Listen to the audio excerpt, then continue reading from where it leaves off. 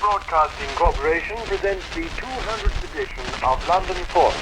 And to mark the occasion, we have a distinguished team of speakers. Lusgarten now introduces.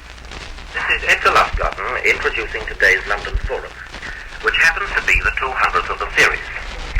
The London Forum has in fact been running weekly without a break ever since the summer of 1947.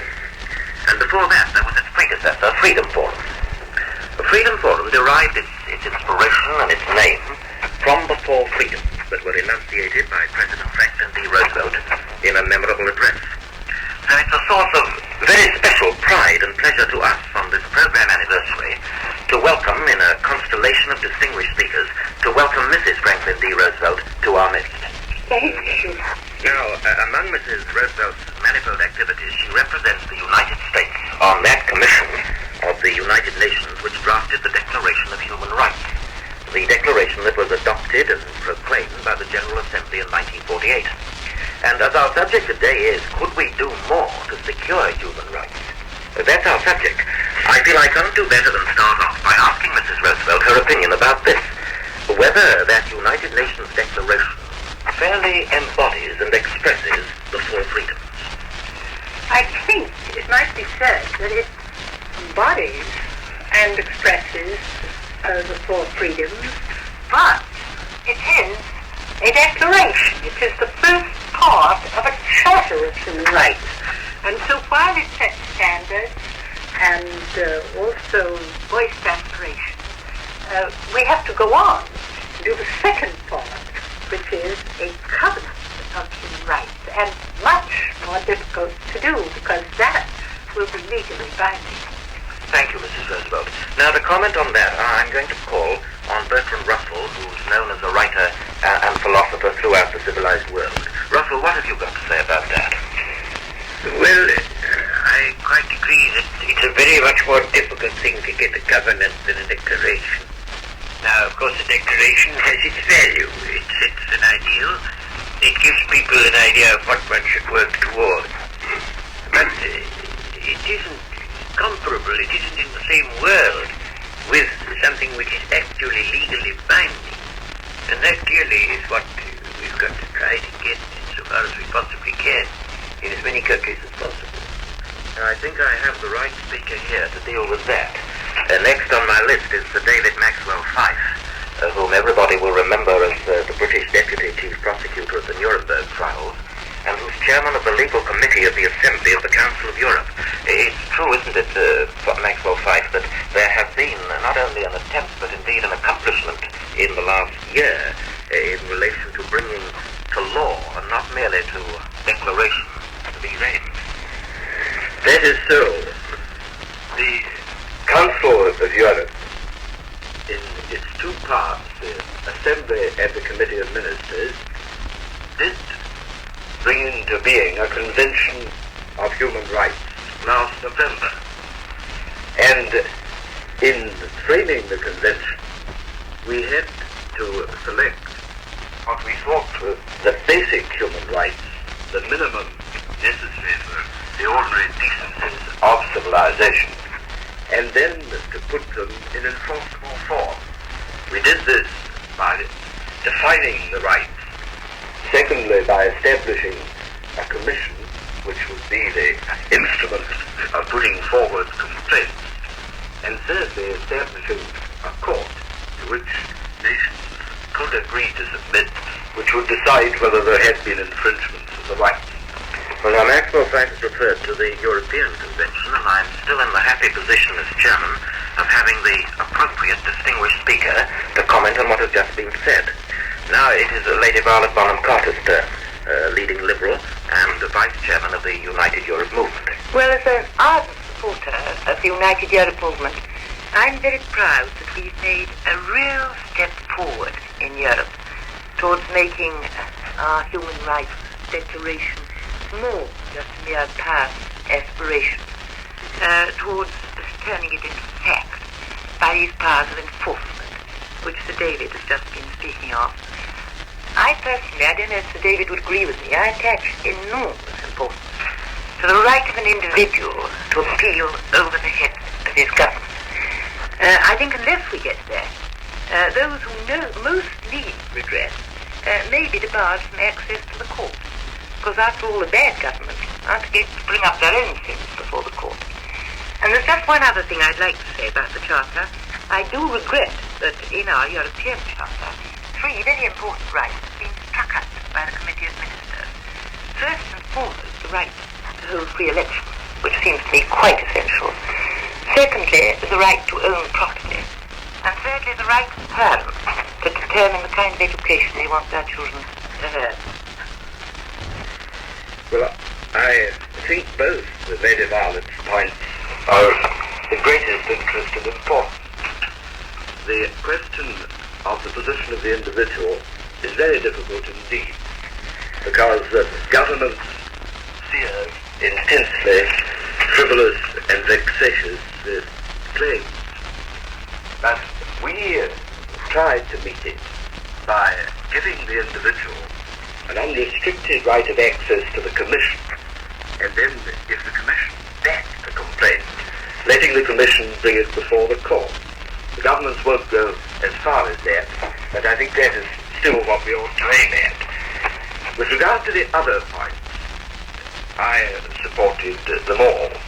Free elections, I'm desperately sorry that the Committee of Ministers rejected, because I believe that elections are not only a public matter, but the individual's right to participate in government and to assure the state of things he wants. The other two, I'm sorry if I'm going on a bit long, Chairman, but the other two that Lady Violet mentioned illustrate one of our difficulties, which I'm sure Mrs. Roosevelt will agree, that as soon as you get into the social or economic field, like property and education, you come up against the difficulty of getting them into a form that can be legally enforced. And I must say that although I don't accept it, I do see the force of the difficulty on the other side. Well, we were told by the General Assembly that we had to put into the first covenant the economic and social and cultural rights, and we are finding that's extremely difficult to translate into a legally acceptable form. It's a very difficult thing to do, because if you become too detailed or not detailed enough, you're in trouble either way. And it's a very difficult thing. Now, for us, of course, the main idea that made that, I think, of the Commission of Human Rights was that this should be a basis on which to build peace. And curiously enough, some of the people have felt that perhaps the Declaration had more weight and should stand alone, because you couldn't translate into legal form enough of the rights for a worldwide understanding. It's a very difficult question to know which you should do. In the Assembly of 60 Nations decided that we had to include in the first covenant economic, social, and cultural rights. The sum of human misery, in my view, is largely contributed to by people who ignore the dignity of the human spirit and human rights. After all, against his people, the people he mentioned who are hungry, we must remember 12.5 million people put to death in cold blood in 6 years through people who had no regard for human rights. And today, the interest in the human rights can be roughly divided into countries that have been occupied and countries that have not. In the one, everyone is interested, whatever their economic position. In the other, it's the most difficult thing to arouse any interest at all. What are the steps we ought to take, Mrs. Roosevelt, do you think, in the direction of furthering human rights? Well, that is, of course, very difficult, because it's obvious that you can get human rights nowhere unless the government of the country is really willing to move forward. That's your first enforcement, is within the country itself. But your second line is the willingness to allow other nations to know what you are doing. Now, that's one of our great divisions in the Commission, that the USSR would like to ensure every right and guarantee it by the state, but it is quite unwilling to have anybody else interfere with that guaranteed by the state. And that, of course, is a great weakness, because you must be willing to let other people in on this little private guarantee of your own. But we all know that the countries must be educated and must be willing themselves to do the job. It's a question, really, of educating public opinion, then. Yes. Maxwell-Fyfe. Well, I am unashamedly opposed to the economic theory of history. For all my study of Germany up to Hitler coming into power shows that bad men with bad ideas that they could make popular had far more effect than general economic causes. But I don't want to shift the discussion too much onto that, but I do want to make an appeal for institutions as well as public opinion. Ever since Hazlitt, lawyers and politics have been extremely unpopular, but we do happen to believe that institutions are the living expression of people's ideas. And I believe if we could get this plan that is in the convention working, we'd do two things. We'd first of all give a chance at that period that has occurred in every backsliding into totalitarianism, when you could have arrested it, you have the chance of bringing in an international force. And secondly, I do hope that the convention will not only be the rules of the club for those who are inside it, but will be a passport for other people who desire to come in. Could we do more to secure human rights? Now, I think we've got the material before us, and we've got the material before the listener on which judgment can be made. And I'm proposing to go round the table now and ask the simple question: could we do more to secure human rights? Could we, Mrs. Roosevelt? Oh, yes, without any question we could do more if people really wanted to do it. But on what lines? Oh, I think we could. I couldn't speak for other countries, but I know in my own we could do more, for instance, in the treatment of minorities, fairly treating minorities. We could do more in really tackling the improvement of our own social security and various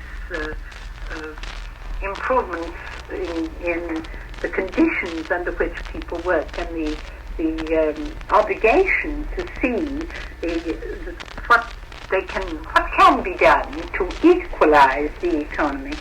But people have to want to do it, and one of the main things, I believe, is to arouse in people the realization of the importance of really having human rights. Mrs. Roosevelt, could we have a brief final word from you as time runs out? I would say that the practical thing is to be willing to accept responsibility individually for doing a job for human rights. Thank you very much indeed, Mrs. Roosevelt. I think I might possibly add that this program itself, its 200th appearance as it is, does promote at least one important human right, the right to free expression of opinion.